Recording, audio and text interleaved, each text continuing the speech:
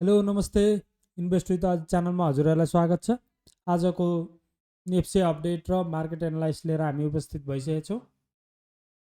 आज चाहिँ मार्केट 57.99 पोइन्टले खसेर 2639.92 मा क्लोज भएको छ। 2.14% मार्केट डाउन भएको छ। आज सबै सेक्टर नै राताम्य भएको छ। आज सबै सेक्टरमै फर्स्ट मार्केट ओपनदेखि नै प्यानिक सेलिङ आएर फर्स्ट आवरमा सेलिङ आएर त्यस पछाडि इन्ट्राडेमा कन्टिन्युस लोअर लो बनाउँदै मार्केट तल खसेको थियो।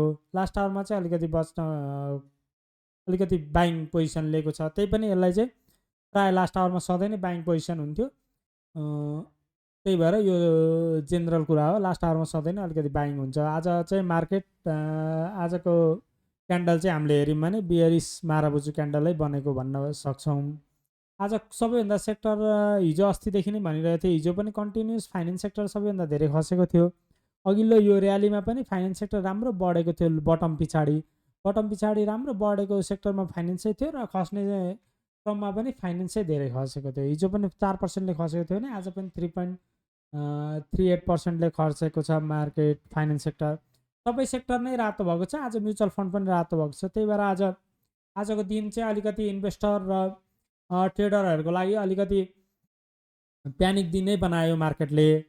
तर अब यो यति भन्दै प्यानिक कहिलेसम्म चाहिँ रहन्छ। अब यो पोलिटिकल सिचुएसनले गरेर पनि अलिकति मार्केटमा स्मार्ट मनीहरूले प्ले गर्ने गर्छन्।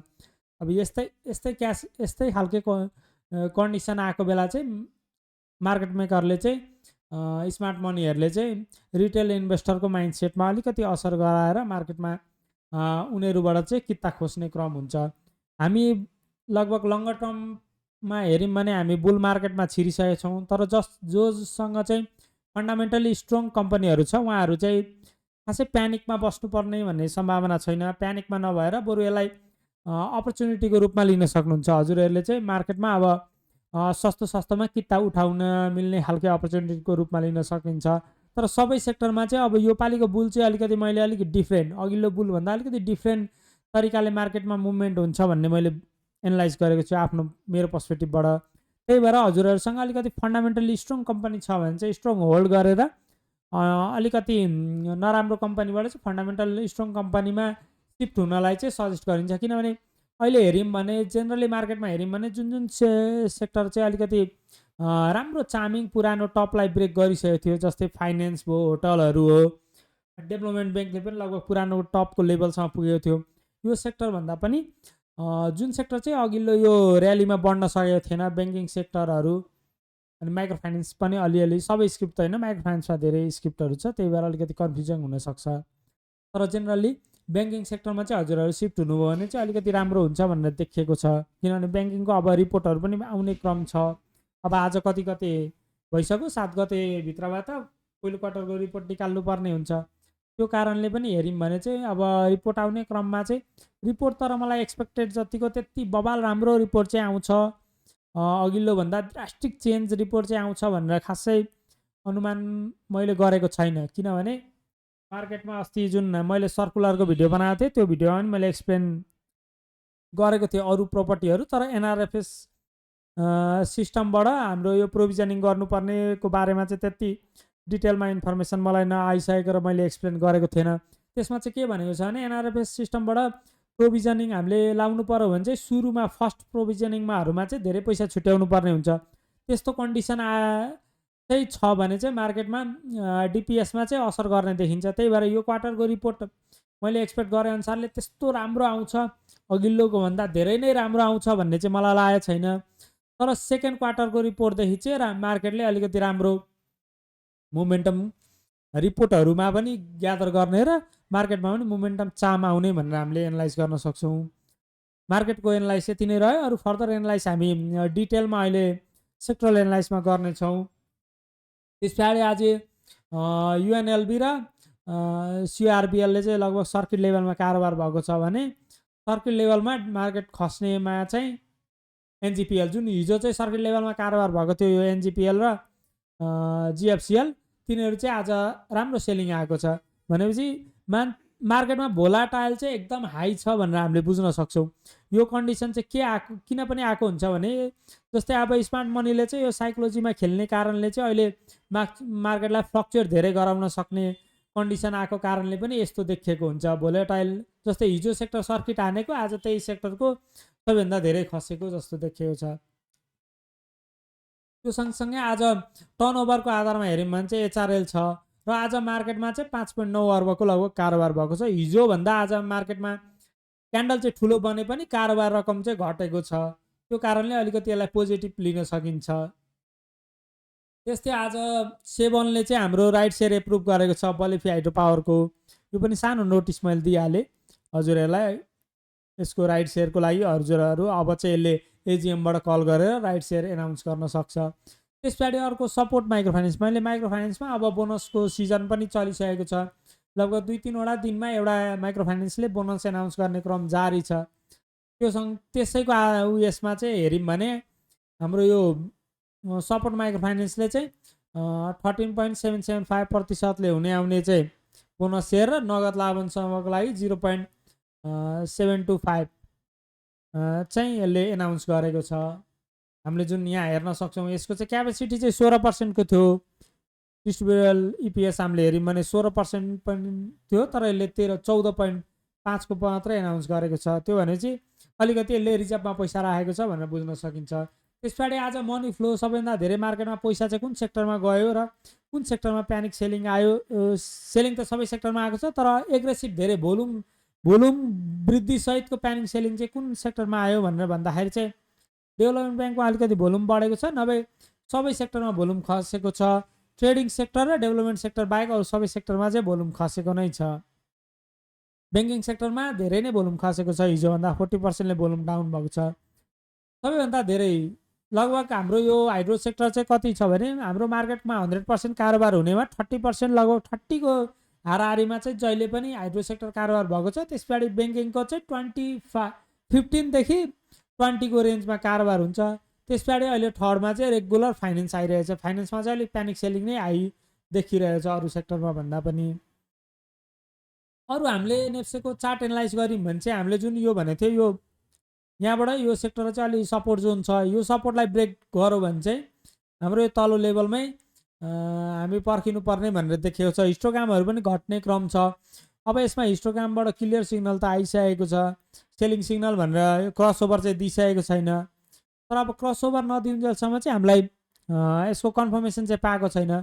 त्यही पनि तर यो लेभलभन्दा पनि तल मार्केट भोलि स्टेबल भएन र भोलि रिभर्सल क्यान्डल जस्तै डोजी क्यान्डल जस्तो क्यान्डलहरू बनेन, इन्डिसिजन क्यान्डल बनेन भने चाहिँ हाम्रो यहाँबाट लगभग हिजो नै हामीले यो च्यानल ब्रेक हुने बित्तिकै जसले चाहिँ ट्रेडिङ स्क्रिप्टहरूमा ट्रेडिङ पर्सपेक्टिभबाट काम गर्नुभएको थियो उहाँहरूलाई चाहिँ स्टप लस हट्नु भएको छ भने स्टप लस चाहिँ गर्नु होला भनेर हामीले हिजो पनि भिडियोमा भनेको थियौँ। तर जसले इन्भेस्टमेन्ट गर्नुभएको छ उहाँहरूले माथि सेलिङ खासै गर्नुभएको छैन भने अब लोवर लेभलमा चाहिँ एकुमुलेसन किन्दै गर्दा चाहिँ हुन्छ। तर यो लेभल ब्रेक डाउन भयो भने चाहिँ लेभल यहीँ आउने 2400 रेन्जमा मार्केट आउने भनेर देखिएको छ। त्यो कारणले अहिले किन्नलाई चाहिँ हतार नगर्दा हुन्छ। बिस्तारै किन्न चाहिँ हजुरहरूले बिस्तारै किन्दा चाहिँ हुन्छ। तर अहिले त्यति एग्रेसिभ रूपमा किनिहाल्नुपर्छ भन्ने चाहिँ छैन, किनभने हिस्टोग्रामले क्रसओभर दिएको छैन। बरु क्रसओभर दिइसकेपछि कन्फर्मेसन पाएर फेरि माथि जाँदाखेरि चाहिँ किन्दा अलिकति यो फलिङ नाइफलाई क्याच गर्यो भने चाहिँ अलिकति घातक हुनसक्छ। त्यही भएर अनि मैले अर्को प्याटर्नमा हेऱ्यौँ भने चाहिँ यो लेभल यो 1 गएको, अब यो ए आएर यो बी गएर अब सी चाहिँ डाउनवर्ड भएको हो कि भन्ने छ। तर त्यसको कन्फर्मेसन चाहिँ भइसकेको छैन। अब यो लेभललाई ब्रेकडाउन गर्यो भने चाहिँ हाम्रो सी कन्फर्मेसन भएर लास्टमा हाम्रो यहाँसम्म आउँछ कि भन्ने देखिएको छ। यो 2300 अब मार्केट अलिक तलै नै आउने देखियो भने चाहिँ ब्याङ्किङहरूको रिपोर्ट पनि राम्रो आएन र रिपोर्ट राम्रो आएन भने चाहिँ अलिकति मार्केटमा प्यानिक क्रिएट गरेर तल आउन सक्छ। तर यसलाई चाहिँ हामीले बाइङ अपर्च्युनिटीको रूपमै लिनुपर्छ, किनभने हामीले लङ्गर टाइम फ्रेममा यहाँ हेर्न सक्यौँ। मन्थली क्यान्डलमा हामीले हेऱ्यौँ भने चाहिँ हामी 2020 को लगभग यो मे को ताकातिर छौँ। अहिले 2020मा 2020 को बुल र्याली सुरु हुनुभन्दा अगाडि मेमा जस्तो कन्डिसनमा मार्केट छ अहिले लगभग त्यही कन्डिसनमा मार्केट आइसकेको छ। त्यही भएर अब यो मन्थ र नेक्स्ट मन्थ यो हाम्रो अहिलेको अक्टोबर मन्थसम्म चाहिँ अलिकति मार्केटमा प्यानिक क्रिएट गरेर सेलिङ निकाल्न सक्ने किताहरू ग्राब गर्न सक्ने अपर्च्युनिटीहरू हुन्छ इन्भेस्टरको लागि। त्यो बाहेक अब धेरै भयो भने नोभेम्बर मन्थसम्म चाहिँ अलिकति प्यानिक गराएर नोभेम्बरको 15 देखि चाहिँ मार्केटले मोमेन्टम माथि लिने भनेर, नोभेम्बर 15 पछाडि चाहिँ मार्केटले मोमेन्टम माथि लिने भनेर हामीले एनालाइज गर्न सक्छौँ। अहिले चाहिँ लगभग यो साइडवेज जोनैमा छ। हामीले एमएसिडीमा हेऱ्यौँ भने पनि हिस्टोग्राम अलिकति घट्ने क्रम थियो, तर फेरि यो महिना बढेको छ। तर यो महिनाको क्यान्डल चाहिँ क्रिएट नभइसकेको कारणले यो महिना पनि लगभग हिस्टोग्राम चाहिँ घट्ने नै जस्तो देखिँदैछु मैले हेर्दाखेरि चाहिँ।